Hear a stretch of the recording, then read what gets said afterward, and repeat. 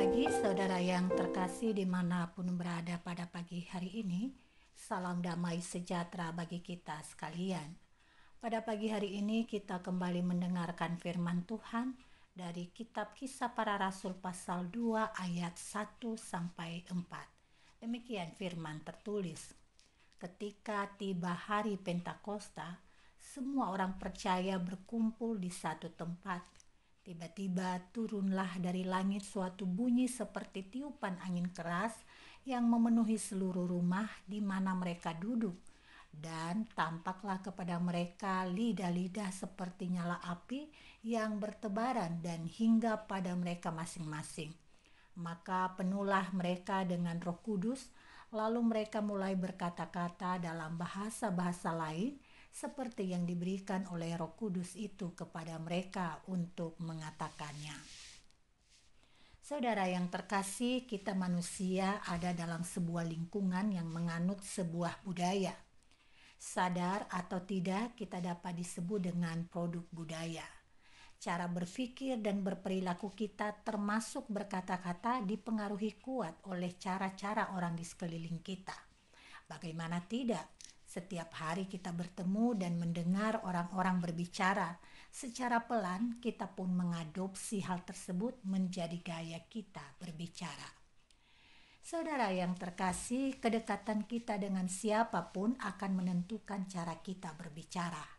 Hal ini berlaku dalam hubungan kita dengan Tuhan. Seberapa dalam kita punya relasi dan dalam hal mendengar suaranya, pastilah akan menentukan kualitas bicara kita. Dan beruntung para murid Yesus setelah kembali ke Yerusalem, mereka bertekun dalam doa dan persekutuan hingga tiba saatnya peristiwa yang dinanti-nantikan itu, yaitu Pentakosta. Saudara, Pentakosta merupakan sebuah peristiwa pesta iman yang punya akar panjang sejarah dalam kehidupan umat Israel. Pentakosta dirayakan pada hari ke-50 setelah Paskah. Sering disebut sebagai pesta 7 pekan. Awalnya pesta itu adalah pesta panen.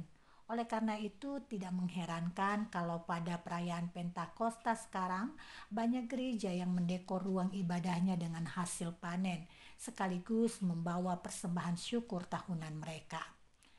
Saudara yang terkasih, sekarang Pentakosta memiliki makna lain. 50 hari setelah kebangkitan Yesus terjadilah sebuah pengalaman unik di mana para murid mendapatkan pencurahan Roh Kudus sehingga mereka dapat berbahasa sesuai dengan bahasa yang diucapkan para pendengarnya. Tetapi yang terpenting adalah perkataan mereka mencerminkan orang-orang yang dipimpin oleh Roh Kudus itu sendiri. Mereka tidak lagi berbicara mengenai keinginan-keinginan daging, dalam hal ini nafsu duniawi. Kini mereka berbicara menyatakan kebenaran. Semuanya ini tidak lepas dari persekutuan mereka dengan Tuhan. Hari-harinya sebelum pesta kota itu tiba diisi dengan mendengar suara Tuhan melalui persekutuan dan doa sesama orang percaya kepada Kristus. Saudara yang terkasih, Petrus dan teman-temannya telah membiarkan diri mereka dipimpin oleh Roh Kudus sehingga kesaksian mereka dipahami oleh orang-orang yang melihat dan mendengarnya. Bahasa mereka dimengerti dan diisi pembicaraannya tidak lagi tentang ambisi pribadi dan nafsu duniawi, melainkan tentang pengampunan dosa dan keselamatan di dalam Kristus. Selain itu, apa yang dilakukan mereka tentu saja bukan semata-mata pengajaran dan pemberitaan Injil dengan khotbah saja. Mereka melakukan seperti apa yang dulu dilakukan Yesus. Tanda dan mukjizat menyertai para pelayanan murid. Kasih dan damai sejahtera disebarkan dimanapun mereka berada. Kebencian dan penolakan tidak dilawan dengan hal serupa, melainkan dengan mengklarifikasinya dan mengcounternya dengan perbuatan baik. Saudara yang terkasih, gereja dan tentu saja di dalamnya orang-orang percaya yang menyambut karya Tuhan Yesus mestinya harus meneruskan kiprah para murid perdana ini. Hidup yang dipimpin oleh kuasa Roh Kudus sehingga perkataan dan bahasa kita dapat dimengerti. Dan tentu saja bukan hanya berhenti pada bahasa yang bisa dipahami, tetapi jauh lebih penting dari itu adalah pesan dan isi yang disampaikan, yakni anugerah dan keselamatan di dalam Kristus Yesus.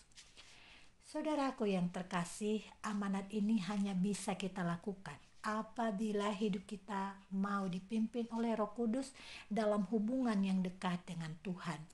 Hidup tidak lagi sekedar hidup dan mengumbar kesenangan, melainkan bermakna menjadi saluran berkat bagi orang lain. Maka ketika ditanya mana yang lebih banyak, kita bertindak dan berkata-kata di dalam pimpinan Roh Kudus atau tindakan dan perkataan yang mencerminkan spirit kedagingan daging kita. Kita dapat menjawabnya dengan tegas, hidupku dipimpin oleh Roh Kudus, maka perkataan dan tindakanku mencerminkan kasih karunia Tuhan. Tuhan Yesus memberkati kita semua. Mari kita berdoa. Terima kasih Bapa di surga untuk kasih dan anugerah-Mu pada kami di pagi hari ini.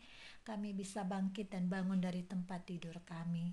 Kami bersyukur ya Bapa, ampuni kami jika selama ini kami mempergunakan waktu kami dengan perkataan-perkataan yang tidak membangun dan tidak membawa nuansa kasih Allah kepada sesama kami.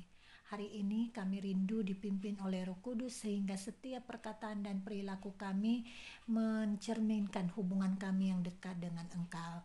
Biarkanlah Roh Kudus itu yang memimpin kami dalam pergaulan dengan Tuhan yang indah, sehingga dalam keseharian kami bisa menampilkan perkataan-perkataan yang dapat membangun sesama kami. Di dalam nama Yesus Kristus kami mengucap syukur dan memohon.